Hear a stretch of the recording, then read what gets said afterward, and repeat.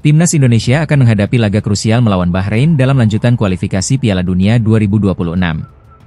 Pelatih Patrick Kluivert pun menjadi sorotan, terutama dari media Vietnam, yang mempertanyakan strategi yang akan diterapkannya.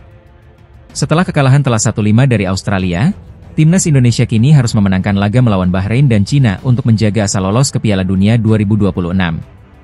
Kemenangan atas Bahrain menjadi harga mati bagi skuad Garuda. Di bawah asuhan Shin Tae-yong, Timnas Indonesia sempat tampil menjanjikan saat berhadapan dengan Bahrain. Namun, keputusan kontroversial wasit menggagalkan peluang kemenangan.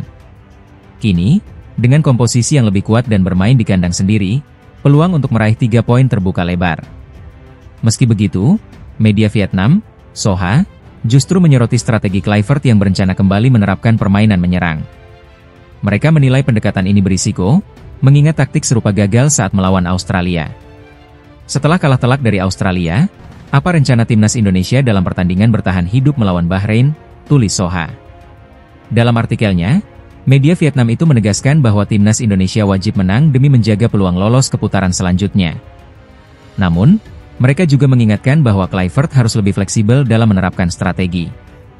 Pendapat serupa juga datang dari pakar sepak bola Indonesia dan mantan pelatih Shin Tae-yong. Menurut mereka, Kluivert perlu menyesuaikan taktik dengan kondisi lawan dan tidak hanya mengandalkan permainan menyerang yang terbuka.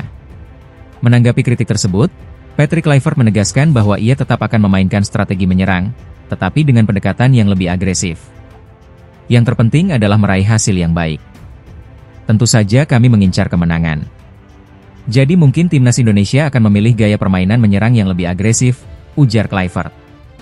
Bermain di Stadion Gelora Bung Karno dengan dukungan penuh dari supporter, Timnas Indonesia diharapkan mampu tampil lebih baik dan meraih kemenangan atas Bahrain.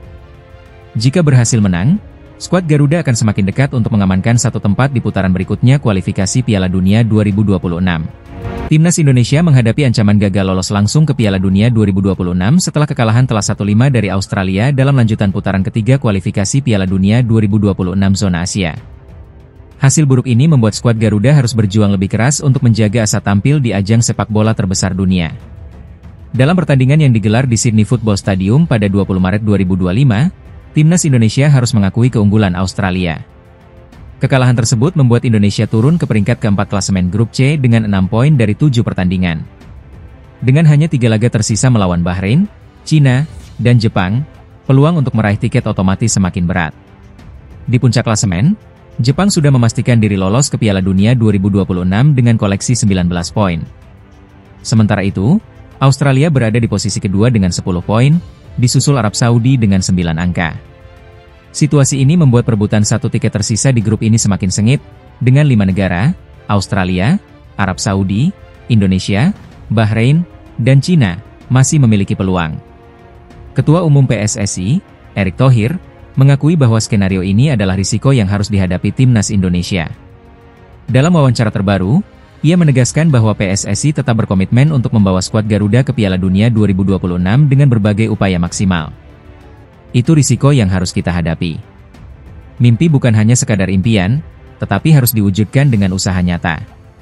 Kita tidak boleh terjebak dalam angan-angan tanpa tindakan konkret, ujar Erick Thohir. PSSI sebelumnya telah mengambil langkah serius dengan merekrut beberapa pemain keturunan seperti Dean James, Emil Audero, Ula Romeni, dan Joey Pelupesi. Diharapkan, kehadiran mereka bisa memperkuat Timnas Indonesia dalam persaingan di level Asia. Jika gagal lolos langsung, Timnas Indonesia masih memiliki peluang melalui jalur playoff. Jika finish di peringkat ketiga atau keempat, skuad Garuda akan masuk ke putaran keempat kualifikasi, di mana 6 tim akan dibagi ke dalam 2 grup. Juara dari masing-masing grup akan otomatis lolos ke Piala Dunia 2026. Namun, jika hanya mampu menjadi runner-up grup, Indonesia harus bertanding melawan runner-up grup lainnya untuk merebut satu tempat di babak playoff antar konfederasi. Kita harus mencoba terus. Masih ada jalur playoff, tetapi fokus utama kita tetap pada tiket langsung ke Piala Dunia 2026, tambah Erick Thohir. Jalur ini tentu bukan perjalanan mudah bagi Timnas Indonesia. Erick Thohir pun menyatakan kesiapannya menerima kritik dari masyarakat jika Indonesia gagal lolos langsung. Ya, itu risiko sebagai pimpinan. Tetapi kita tidak boleh hanya mengikuti opini tanpa melihat realita yang ada. Kita harus berbicara berdasarkan data, angka, dan target yang jelas, tutup Erick Thohir. Meski demikian, ia tetap berharap dukungan dari para supporter tidak surut, demi membawa skuad Garuda mewujudkan mimpi besar tampil di Piala Dunia 2020.